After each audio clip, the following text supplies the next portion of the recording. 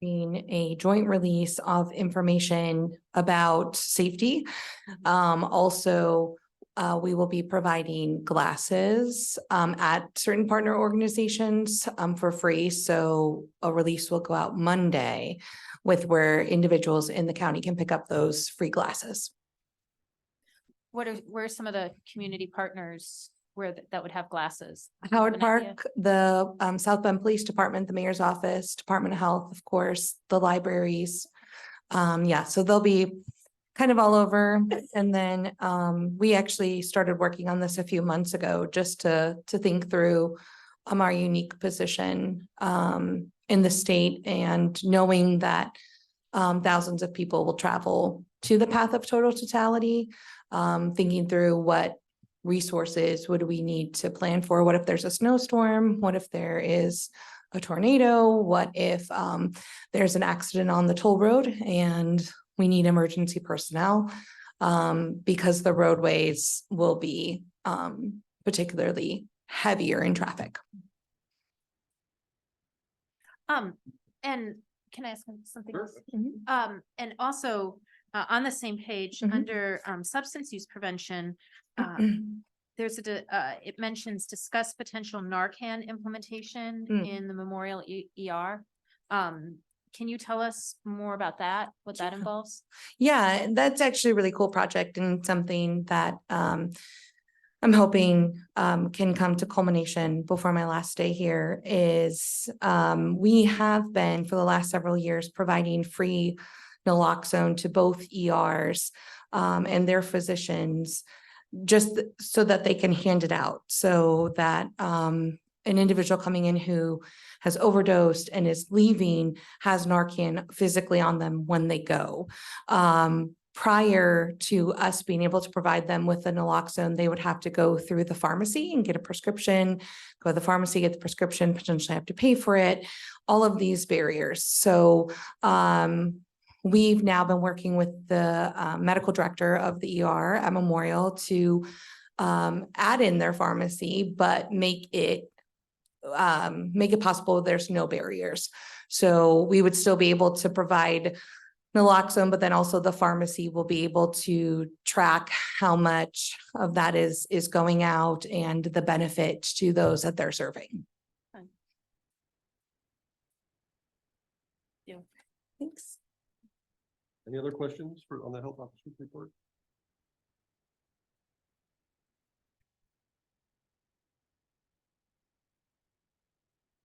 All right, hearing none, do we need a motion to approve this? I forget.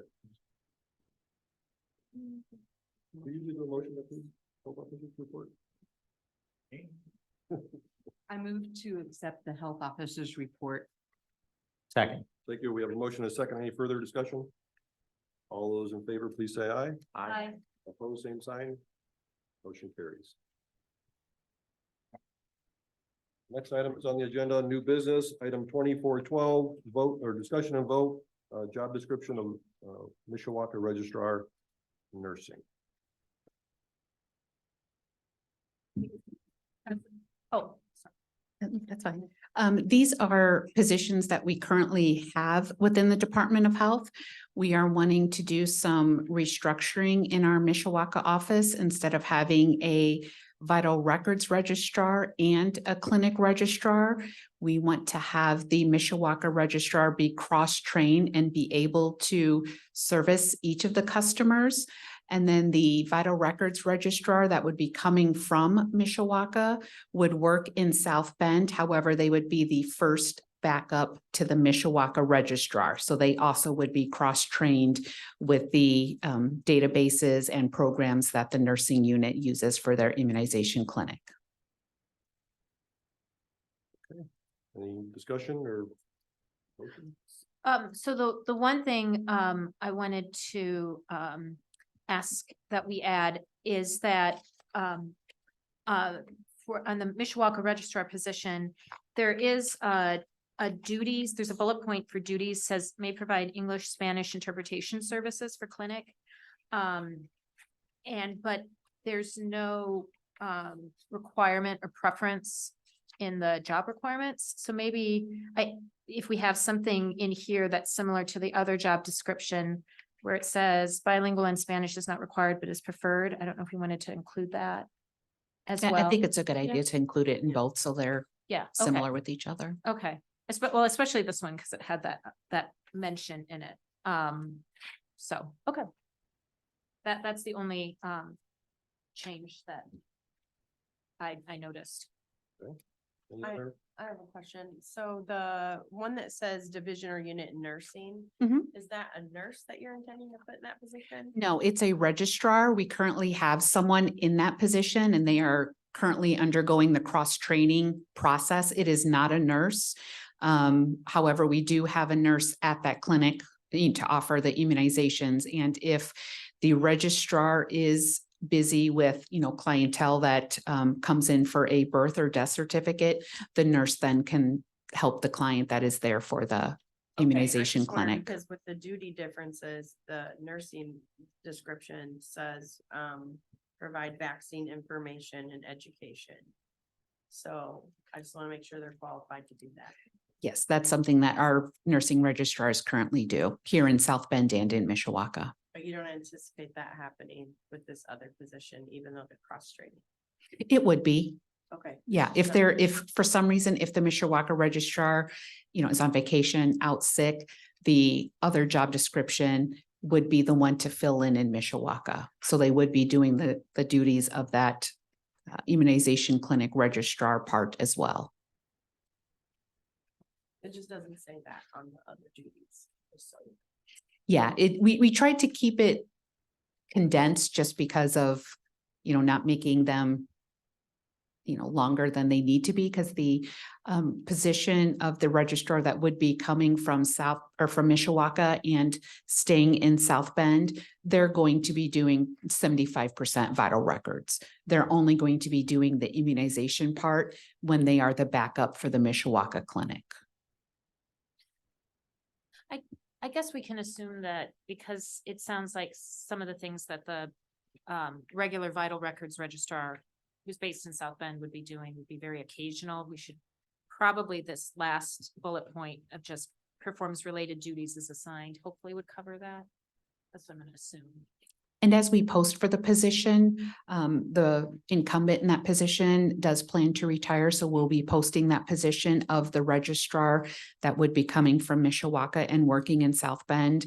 So it would be made clear, we would post that job description and let them know that they would be the immediate backup to the Mishawaka registrar and would get that cross training in the clinic.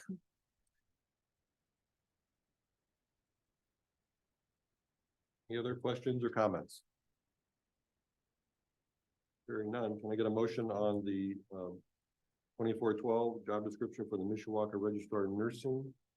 I know we had an amendment there. I will move with an amendment to add the language regarding the fact that bilingual in Spanish is not required, but is preferred to the first job description, first job requirement bullet point.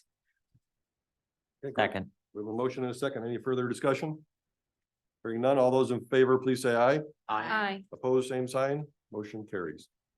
Next item, 2413, discussion and vote on the job description registrar, vital records. We talked about this a little bit, but do you want to? Yeah, this is the position that would be moved from Mishawaka to the South Bend office.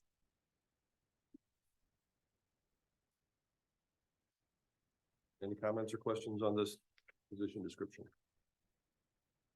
I would entertain a motion. I will move to accept it. We have a motion. Do we have a second? Second. We have a motion and a second. Any further discussion? Hearing none, all those in favor, please say aye. Aye. Opposed, same sign. Motion carries. Next item on the agenda, 2414, discussion and vote 2023 St. Joe County Department of Health Annual Report.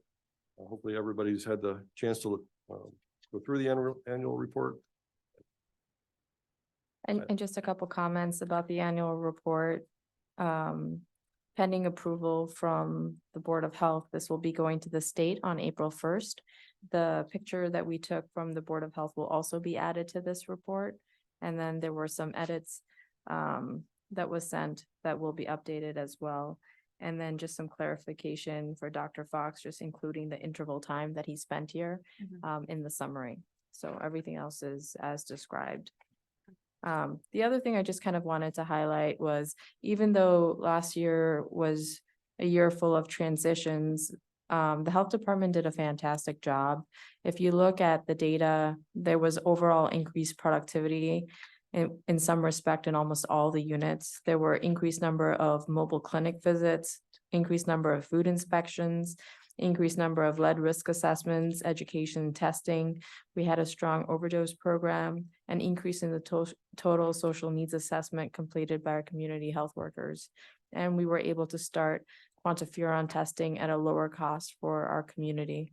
So just kind of highlighting some of the areas that I thought were pretty remarkable as the health department continues to do good work.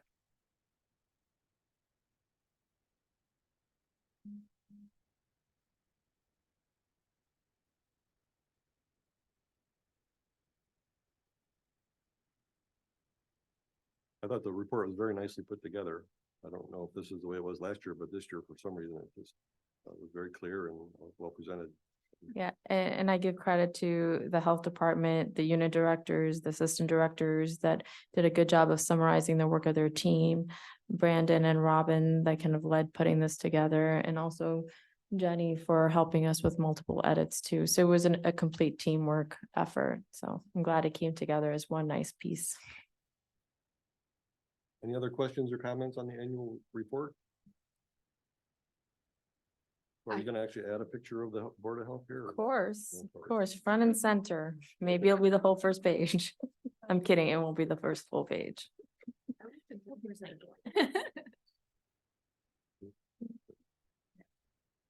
I move to accept the annual report with the noted edits. Thank you. There a motion and a second. Any further discussion? Hearing none, all those in favor, please say aye. Aye. Opposed, same sign. Motion carries. Thank you.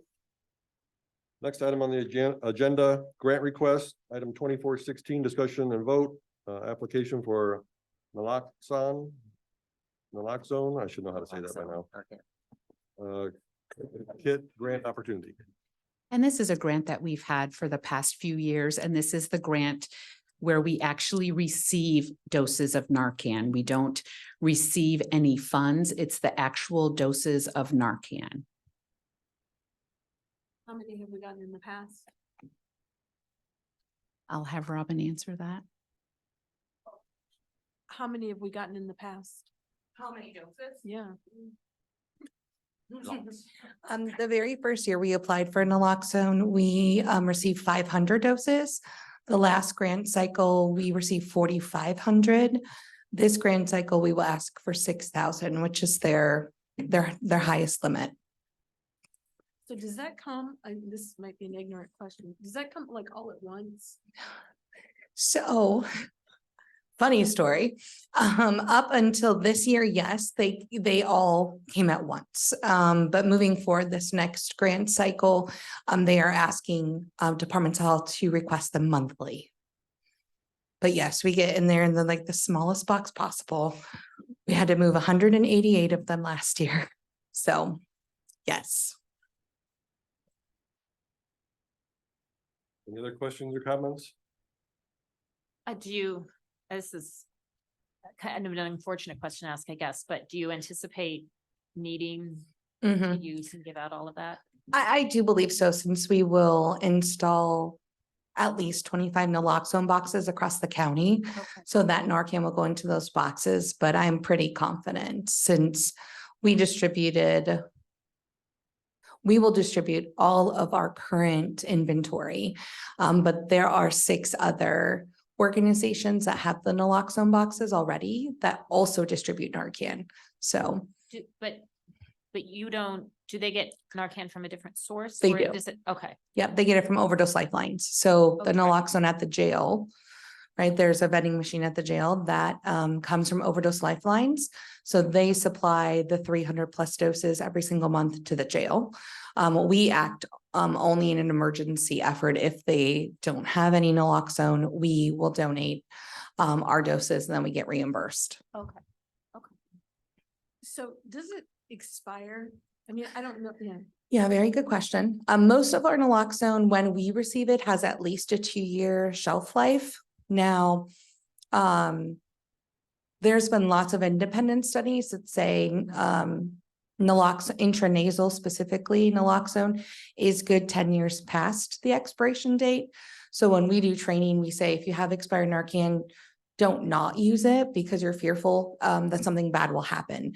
It's just you're going to need another dose, which granted the drugs on the street today, you need 2 doses anyway. So, but at the department, like in my office, I have a box that's for emergency and that's where if we do have any expired Narcan, that's where it goes. I want that to be used first.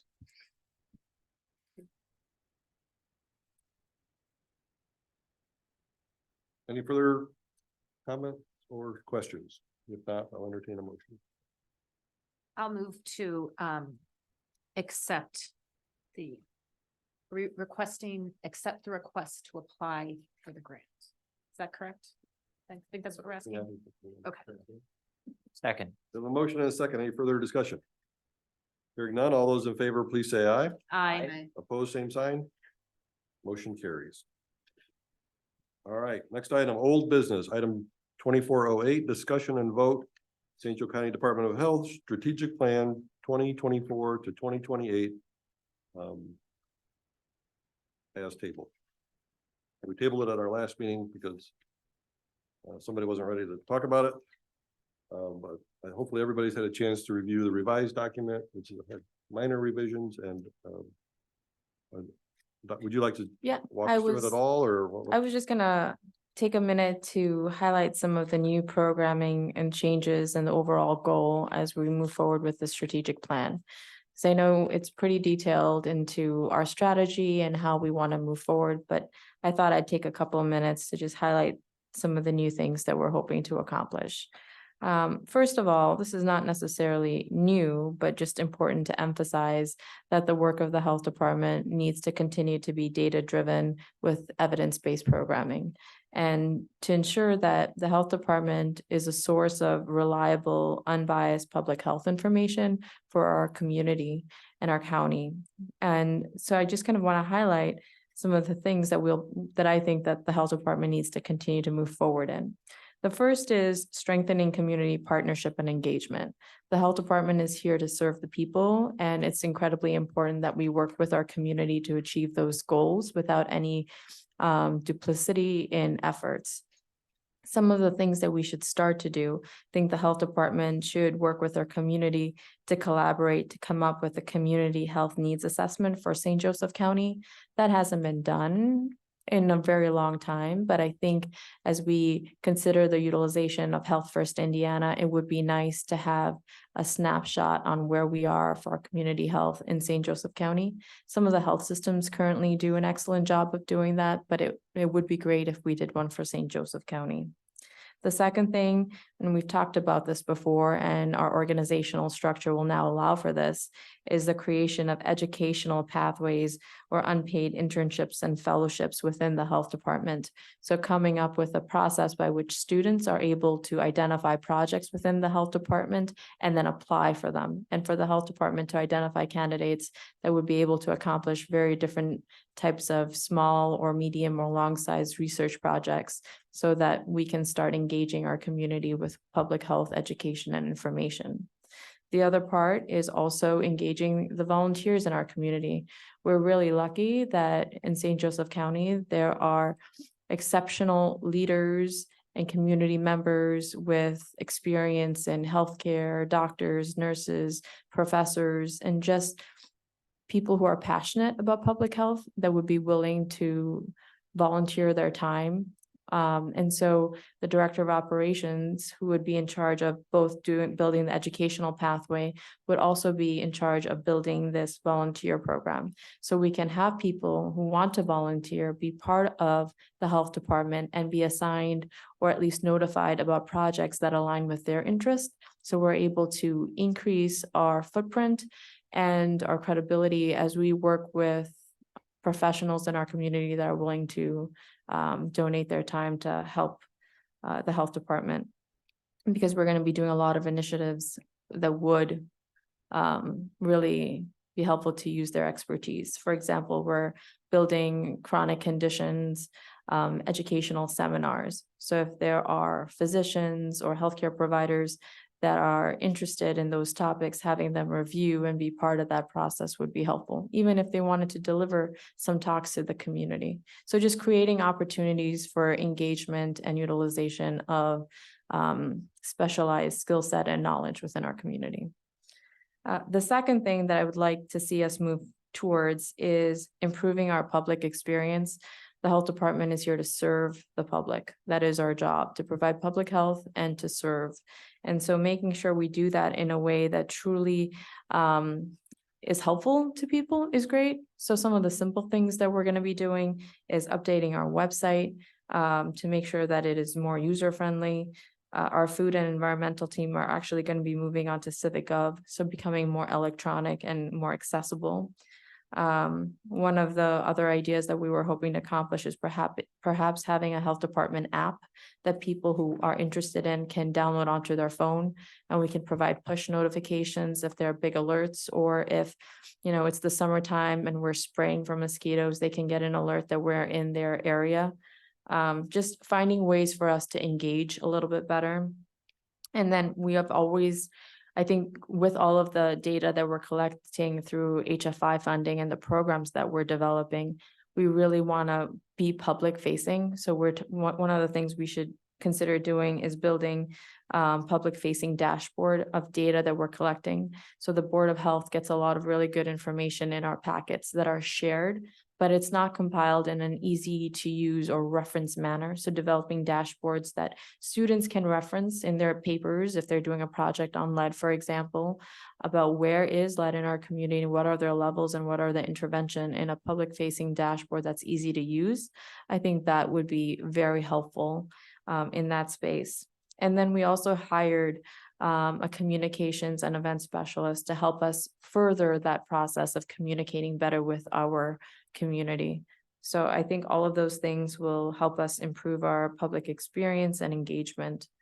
And finally, the other thing I wanted to point out is in terms of evidence-based programming, that's something that's very important to the health department, that we're data-driven and we do programs that we know work or have evidence of working in other settings and using best practices.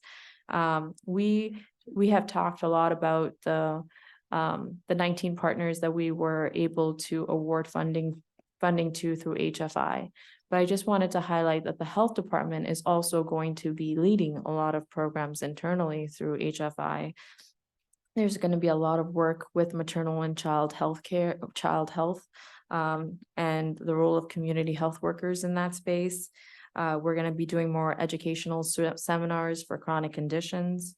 We are going to be expanding our perinatal lead program. We're starting our first radon monitoring and remediation program this year. RRP training for lead remediation of property transfers. We're going to be hosting our own session for the first time. We have a new lead event that's coming up this month, actually, for providers and for building owners and managers. We are working on school health and coming up with projects and opportunities to improve the health of students through our school health liaison role, but thinking about dental care and dental hygiene, which is something that hasn't really been done, but improving health through that. Elder care is another area that's highlighted in the strategic plan as something that we need to start working on, and having a health promotion specialist dedicated to examining how we can help our elderly population navigate our community better and increasing their access to hearing tests, vision tests, and hearing aids are just a few things that, we can start putting work and attention to.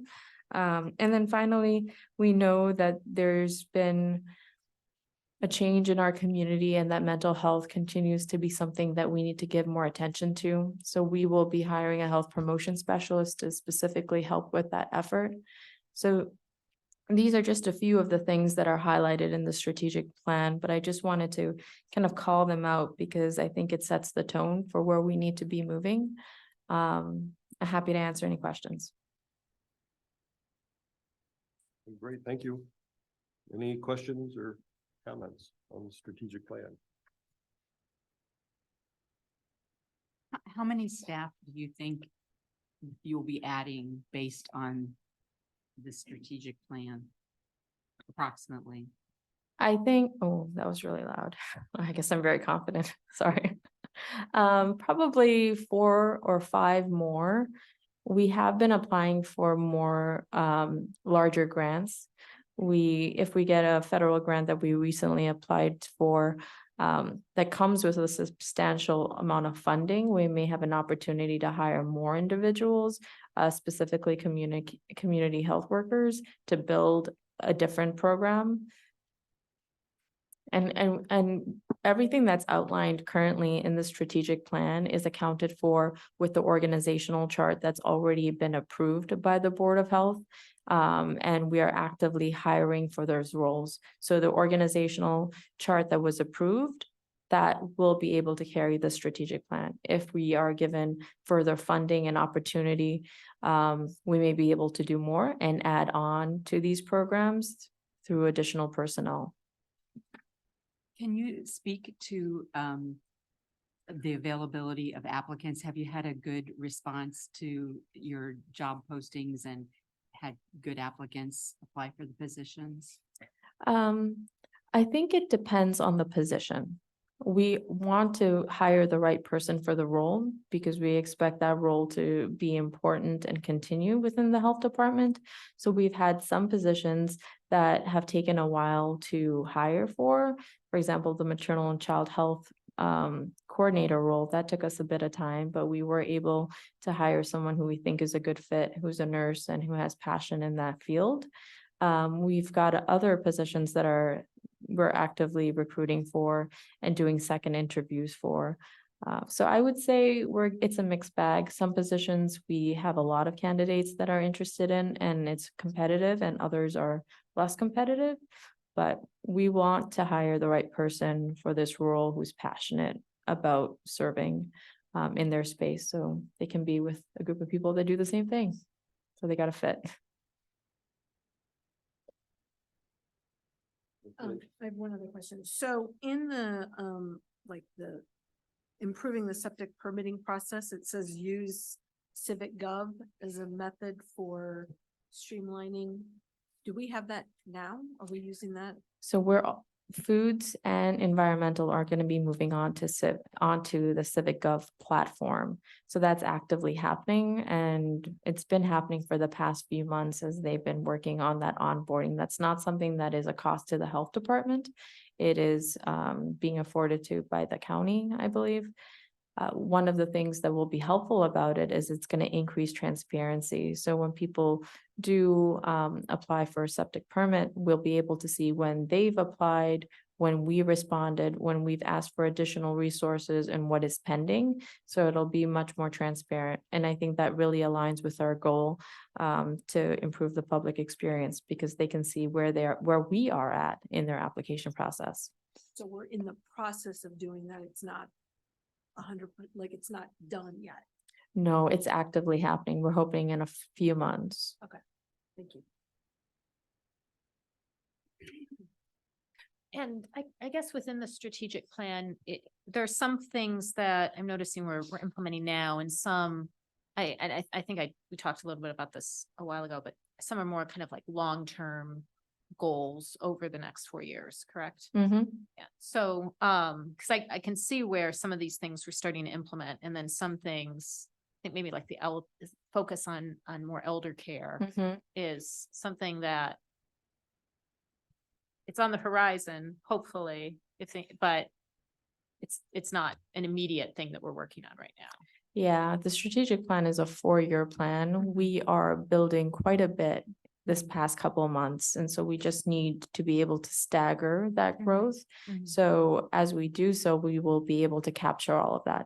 So elder care, even though we won't be able to necessarily spend as much attention as we want to by having a health promotion specialist dedicated to that right now, maybe by the end of the year, but not right now. We have already started to explore what are their needs and can our community health workers be able to add those additional resources when they meet those clients. So we're just exploring what can we do and where is our impact. It hasn't been executed yet.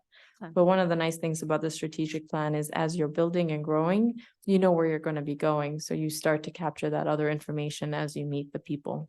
Yeah, and I think that's part of where this is helpful is that, I mean, I think if kind of having an idea of what's going on in the department right now, you know what things are being built up, but we also know kind of where the direction is, so where your direction is going. So yeah, that's been helpful, I think. So thank you. Anything else? Any other questions or comments on the strategic plan? If not, I would entertain a motion to approve the strategic plan. I will move to approve the strategic plan for 2024 through 2028 as presented. Second. There's a motion and a second. Any further discussion? Hearing none, all those in favor, please say aye. Aye. Opposed, same sign. Motion carries. Thank you very much. Nice work for you and your team. Next item on the agenda is our public comment section. So at regular meetings, the public is invited to address the board for 3 minutes, a maximum of 3 minutes, regarding items posted or not posted on the agenda. Individuals may only speak once during this section of the agenda. Speakers shall properly identify themselves by stating their name and address for the record. Personnel issues are not to be addressed during the open sessions of the Board of Health. The board president may interrupt, warn, or terminate a person's statement if the statement becomes personally directed, abusive, obscene, or inflammatory. If you want to speak, I think there's a sign-up sheet over to our right. You get your name on that. Jenny has it already. Jenny, do we have anybody that would like to speak?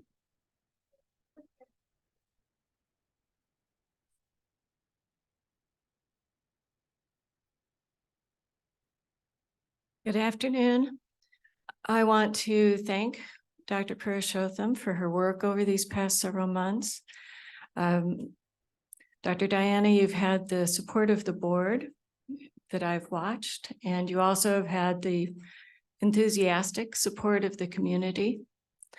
I've thought about the difficult choice that you've had to make here, and I would have made the same decision that you've made. I think family takes priority over work, even a job that you love. So thank you very much. Very good. Thank you. Next. Okay. I would also like to thank Dr. Purushottam for the work that she's done, but I also want to recognize your staff because you have stood on their shoulders to accomplish the good things that you've done. So I look forward to hearing more about how we all support the department through the strategic plan as you've outlined. Thanks again. Thank you. That is all. All right.